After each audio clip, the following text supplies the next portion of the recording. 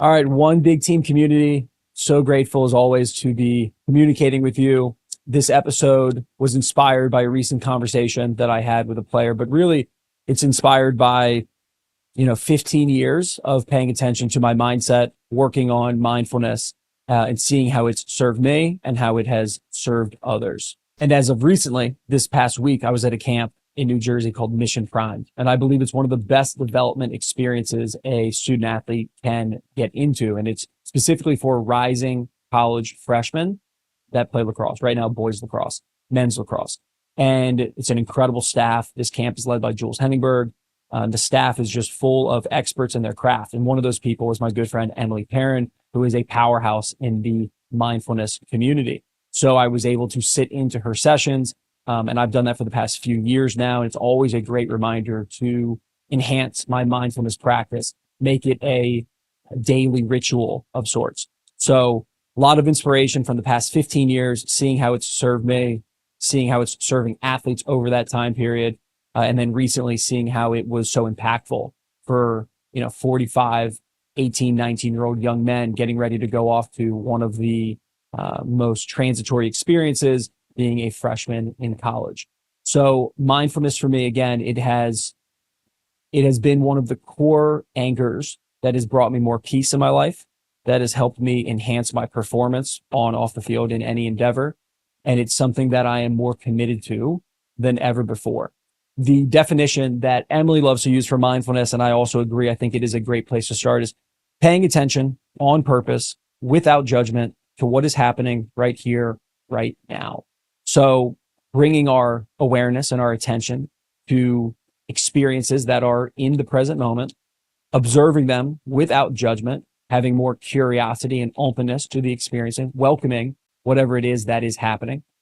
And everything is rooted in the right here, right now, which can be difficult for our mind to stay present. We have a tendency to think about the future, to think about the past. But this is where the magic is, right here in this moment.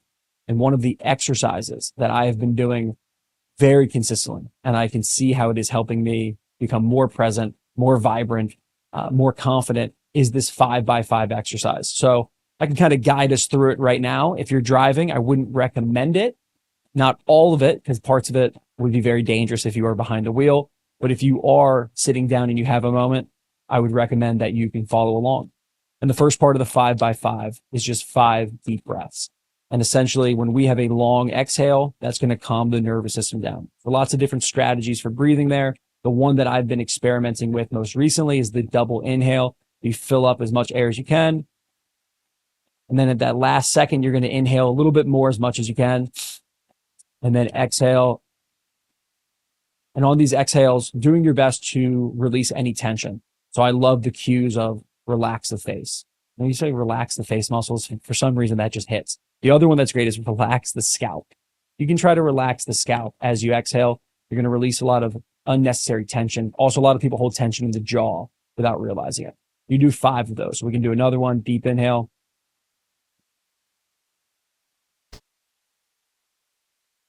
Trying to relax specific parts of the body. You do 5 of those. As you're doing it, you're giving your full attention on purpose to the breath right here, right now. And that's it. And one of the things that might come up is noises, distractions, whatever it might be. One of my favorite mindfulness teachers, she told me, welcome everything. If it's in the moment, it's meant to be there. So welcome it all. Do your 5 breaths, do your best ability. The next thing you're going to do, and I would recommend having your eyes closed during that time. Your eyes are still closed. And now you're going to tune into the sensation of sound. And you're going to try to identify 5 things that you can hear. And when you're identifying them, you're not aiming to put a label on them. You're not looking to judge them. You're just looking to be aware of them, the location of them, the vibration of that sound as it hits your ear canal and enters the brain, and then it becomes a piece of awareness. So 5 things that you can hear. In the studio, it's quite quiet. So when I was doing this a few minutes ago to ground myself before we turned the camera on, it was pretty quiet. It was silent. What a gift. When was the last time you were in an environment in complete silence? I would recommend finding those environments. And you can still, even in silence, pick up on sound.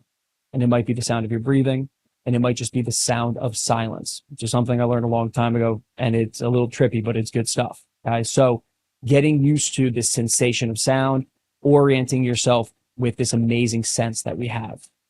After you go through sound, you're going to go into the sensations of feeling. All right. So these can be touch points, parts of where your body is touching another surface. It could be the shirt on your body. It could be you sitting in the chair, a certain part of your body, my leg resting against the arm of the chair right now, my feet on the ground. I can feel my toes are curled up on the ground right now. And that subtle sensation at the tip of my toe, my back up against this chair, and then also the feeling of breathing. I can feel my belly rise on the inhale. I can feel cold air entering my nose. You'll do 5 of those. And this whole time you'd have your eyes closed. So 5 deep breaths, 5 sounds, 5 things that you can feel. And at this point, you would open your eyes and then you would orient yourself with visual.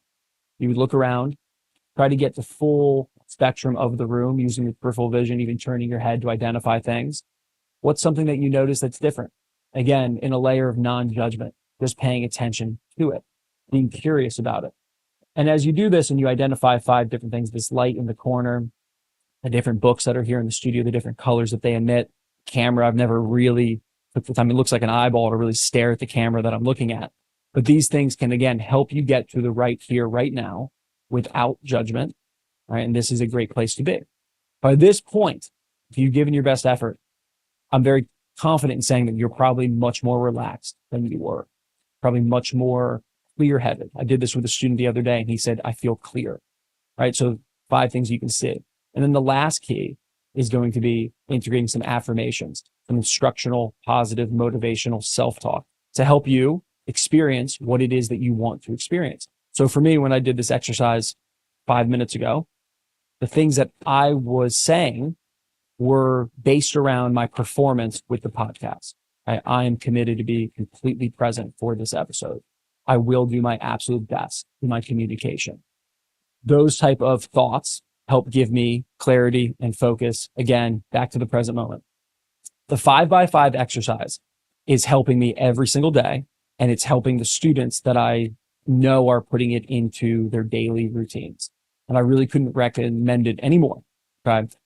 When you do that and you downregulate the nervous system, let's use a perspective that maybe you're running at a 10. You're really stressed for whatever reason.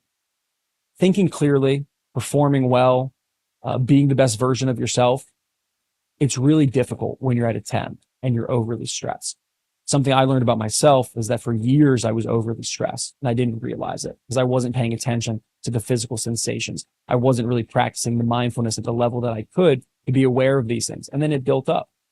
So when you could go from a 10, we'll do the 5x5 exercise, and even go down to a 7, you'll find yourself in a better position to make your next best decision.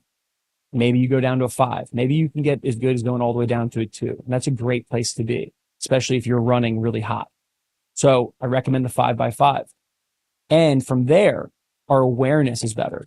And we can step into this next exercise of mindfulness, which I'm just going to call trains of thought.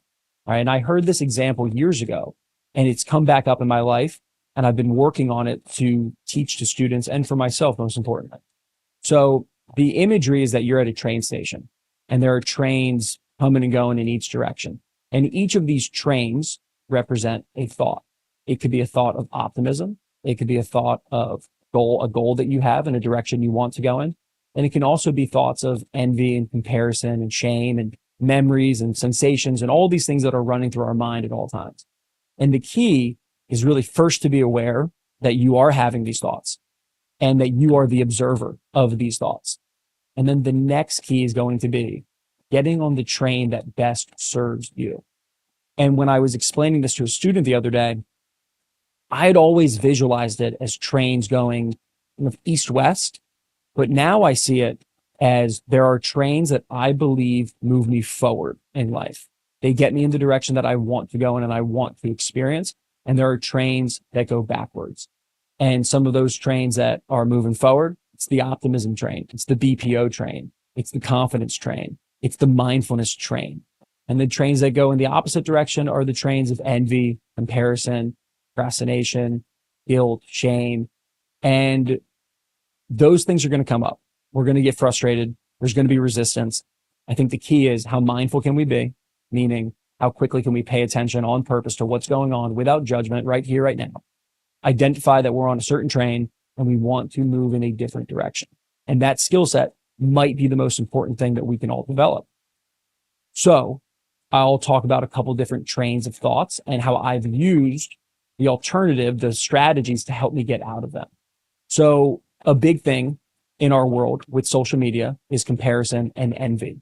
And I think a lot more people are struggling with this than they realize, because on a subconscious level, meaning we're not fully aware of it, when we scroll through social media, we are seeing all these highlights. And whether or not we're sitting there and saying out loud, oh, this person has it so good, I don't have it as good, there is a layer of jealousy that can creep in, a layer of comparison. And I know that it happened to me, not on a super conscious level, but on a subconscious level. And what has always helped me when it comes to the train of thought of envy, jealousy, and comparison is two thoughts. One is comparison is the thief of joy. And I want to be joyful. I want to be joyful every day, every moment of my life, right here, right now. Joy is exceptional. It's a great place to be in. I want to spread joy. I want to live in that state. Well, comparison is the thief of it. So I need to stay on guard. We need to stay on guard for when comparison, the train of thought of comparison, we've accidentally hopped aboard unintentionally. And we need to remove ourselves from that train.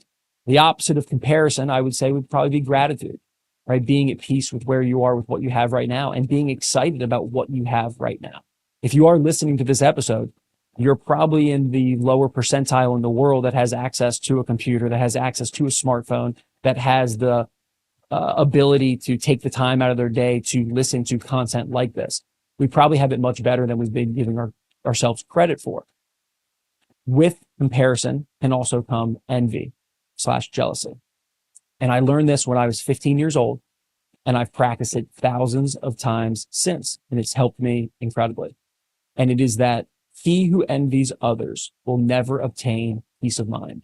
And when I heard that, I was about 15 and a half, it was my sophomore year in high school, and it made sense. And I said, well, I want peace of mind. I want to experience deep inner peace every single day and be comfortable in my own skin, be able to find stillness and live a happy, joyful life. So therefore, if I am envious, I will never obtain that. And this was a quote from the Dalai Lama. He who envies others will never obtain peace of mind. So I began a practice. Whenever I became aware that I was on a train of thought of envy, I would catch myself. I would remind myself, oh, well, that won't bring me peace. Let me get back to running my race. Let me get back to giving my attention to the controllables, my attitude, my focus, my confidence. And that served me incredibly well. And as of recently, my girlfriend asked me when we were dating, she said, are you a jealous person? And I said, I'm really thankful that I've had this one practice that I've been doing now for about 15 years, which is he who envies others never obtains peace of mind. I moved back to away from envy and jealousy. I moved back to gratitude, the present moment, and peace. So no, I'm not a jealous person. And I can honestly say that. I've worked really hard. It took me 15 years of consistent practice to say that I am not an envious person. I love running my own race and I'm at peace with who I am. So if you find yourself in the comparison race, in the envy race, let's get on a different train. You have that opportunity. Practice the 5x5. Practice some instructional, positive, motivational self-talk. Remind yourself of a mantra such as, he who envies others never obtains peace of mind. And the alternative would be, he who doesn't envy others, he or she who doesn't envy others will obtain peace of mind. So let's move towards that, because I believe when we're all at peace, we can be more productive. We can be of greater service to others. And that to me is very, very important. Some other trains of thought here. All right. The ones that I know move me forward. Okay. It's the BPO. The BPO train to me has been so pivotal in the last 2 years of my life when I first developed it. And the BPO stands for the best possible outcome. And it is optimism on steroids. I want to get on a train of visualization, of clarity, of how good things can get. And if I do the right things, I believe these things will happen. And optimism for me has been such an anchor and the filter in which I choose to see the world. And, my life's not perfect, but I'm pretty damn happy. And I struggle with things. I have challenges, but God, I find myself at peace the vast majority of the day. And when challenges arise, it doesn't take long for me to then observe them as opportunities for growth. And when teams that we work with do this, they win more games and have more fun. When individuals do this, they accelerate their growth, and that then builds to more confidence. So a train of optimism, and you can get on that train by asking yourself, right? It's like the ticket to the train is the question. What's the BPO? All right. It's like the ticket of getting off of the envy train is that quote of he or she who envies others will never obtain peace of mind. All right. So these mantras, these phrases, these quotes can be a point of entry into a new train to move us forward. So I would recommend getting on the optimism train by using the BPO every single day, multiple times a day. And another train here would be the confidence train. All right. So we've built the confidence course, and I would recommend going and purchasing and going through the confidence course. I cannot stand by that program enough. Confidence defined as your belief in your ability to execute a skill or overcome a challenge. So first, you become aware you're a little bit tense. You're not at your best. You practice the 5x5. You down regulate. Now you're more in the present moment. You're in tune. And you go, yeah, I'm actually on this train of fear. I'm focusing on what I don't want. I'm focusing on what's going to happen if I mess up. And then you start going through the confidence train. All right. You first, maybe the ticket to the train is the definition. And if you know the definition, then you can start going through this process. What is the skill set that you're trying to execute on? What is the challenge that you are trying to overcome? And now can we generate your belief by focusing on how prepared you are, or can you get more prepared? Focusing on times in the past when you have executed the skill or overcame a challenge similarly. And then can you visualize? Mental imagery is another train that I would say is attached to all trains, right? Because if you are deep in thought, you are most likely daydreaming. And this is going to invoke specific feelings and sensations in the body. And at Mission Prime this past week, Emily gave an example. She's like, can you think of something that happened a year ago or years ago that spikes, not negative, but emotions in you that make you feel uncomfortable? I could do it right now. I could think of mistakes that I've made, and a sensation will come up in the body and you become aware of it.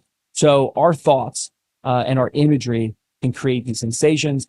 And I would say some sensations like tightness, don't enhance performance. Other ones like relaxation, those tend to be aligned with being at your best, performing at your best, being at peace. So the confidence train. Can you enhance your body language focus and self-talk by getting on the right train? And the answer is yes. All right. The goal setting train. Can you remind yourself of your goals and why you set them and what it's going to be like when you achieve them? Can you take a moment to visualize yourself going through the steps to achieve that goal? Can you visualize yourself at the end of the race, what it's going to feel like, what it's going to be like to have accomplished this task that you set out for yourself? These are all available to us at all times. One of the trains that has helped me the most go from, let's say, a train that I'm perceiving is going backwards and then take a ticket to a train that's going forward is another phrase that I learned from studying Buddhism in high school. Got it from the Dalai Lama, the GOAT of mental performance, in my opinion. And it is everything and everyone is my teacher. And if I perceive every experience and every person as a great teacher, I will learn great lessons. And any time in my life when I have struggled to grow and I have been resistant to what life is giving me or what I have created in my own life, that phrase was not present. And when I integrate it, when I punch that ticket and get on the train of everything and everyone as my teacher, I move towards growth. I move towards lessons learned. My perspective shifts. And then from that state of being, I can make better decisions for myself. So a couple weeks ago, I had Rick Sessinghouse on the podcast. That episode will be coming out soon. Or actually, by the time this comes out, actually, I don't know. We might release this one soon. We don't know yet. Okay.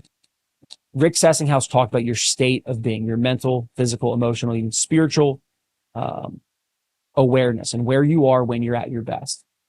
And I think it's a great place for us to practice and understand, where are you when you're at your best? Everyday life, as a parent, as a coach, as a performer, as a golfer, as a podcast host, where is the sweet spot for you mentally, physically, emotionally, spiritually?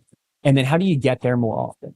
And I believe that the 5x5 exercise, this train of thought perspective, can help you and help myself get there on a more frequent basis. One Big Team podcast is powered by Mabry Academy. We are the leaders in comprehensive player and personal development. We are experts in preparing you today for where you want to be tomorrow. We have two big programs. We have our lacrosse program, where we run comprehensive one-on-one long-term coaching, college roadmap program, and the best group training in the country, specifically right here in the DMV area. And then we also have our mental performance department, where we also work in a one-on-one capacity with teams, schools, and club organizations. And we have multiple virtual programs that you can access right now. Please check out MabryAcademy.com if you are looking to up your game and take it to the next level. Appreciate you. Something that I learned when I was in college studying theology and philosophy was Zoroastrianism, one of the oldest religions on the planet. And the way that it was taught to me was that their teachings came down to a very simple set of rules or guidelines. And it was think good thoughts, speak good words, and do good deeds. Okay? Good thoughts, good words, good deeds. And it has served me incredibly well. So these trains, some of them are maybe moving slow, others are moving at the speed of light. And what dictates the speed of that train, the quality of that train? And to me, it would be getting our thoughts, words, and actions in alignment. So at first, you're a little stressed. You practice the 5x5. You downregulate. You recognize, hey, I've actually been on this overly judgmental train. I've been super critical of myself. It's not serving me. I want to take a ticket, get on a train going forward. Excellent. Okay, so this train that you want to get back on is everything and everyone's my teacher. I've learned from these mistakes. Awesome. What have you learned? Great. All right, now we're moving in the right direction. Let's get on the goal setting train. So what do you want the rest of the day to look like? All right, I want to live in alignment with my core values. I want to be vibrant. I want to achieve and execute on these tasks. Awesome. Now we need to get those thoughts, words, and actions in complete alignment and then go forward. And this perspective, I learned this when I was, 18, 19 years old, and it really rang true for me then. And even more so now, as I've taken a deeper dive into the space of mental performance and psychology, because we only control a few things. We don't control our thoughts, but we can have intentional thoughts. We can practice mental imagery. We can practice intentional self-talk. And that we have a lot of control over. We can control where we put our focus. Do I want to put my focus on the past? Do I want to put my focus on the future? Or do I want to ground myself in the right here, right now? Those things are in play for us at all times. The way that we speak, we can develop a pace, a pause, a thoughtfulness in our communication. The words that we choose are going to create and shape our reality. So getting my thoughts in order through intentional self-talk, through going through my goals, through these mantras, okay? Mental imagery is going to be a part of that. All right, I'm controlling, I'm exercising some autonomy over my thoughts. Then I'm going to go into my words. All right, what are the words that I'm going to speak out loud into the world, into the universe, that I'm going to share with my team, with my partner, with this person, that person? And then what are my actions? What are the actions that are aligned with the best version of myself and what I'm trying to achieve?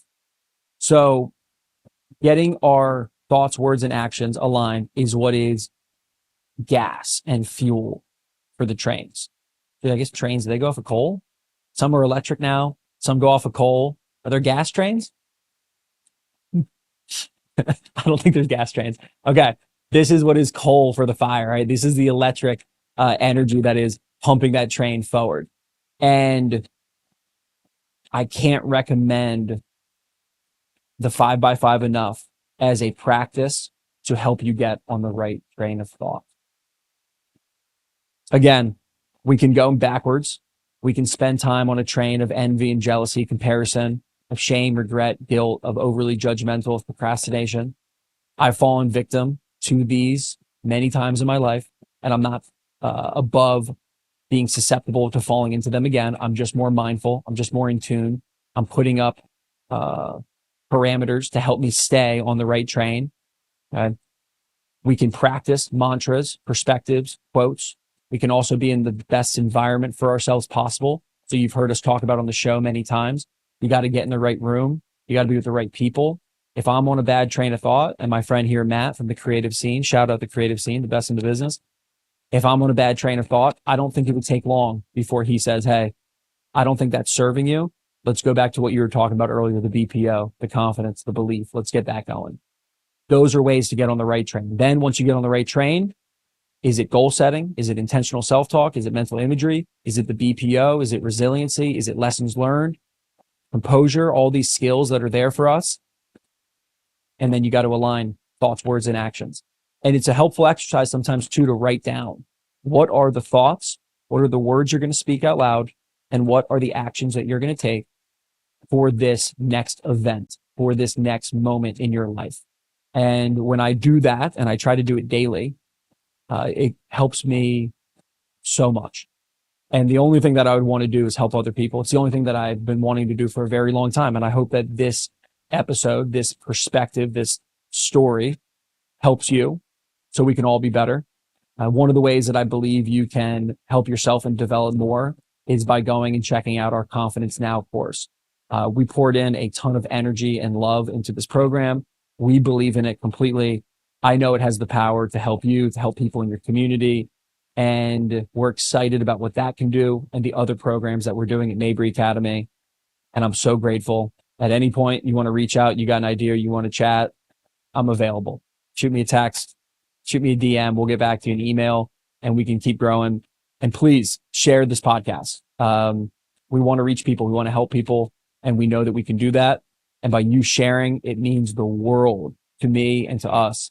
So please, if this helped you, please share it with one friend or 100 friends. Thank you so much. We'll see you next time.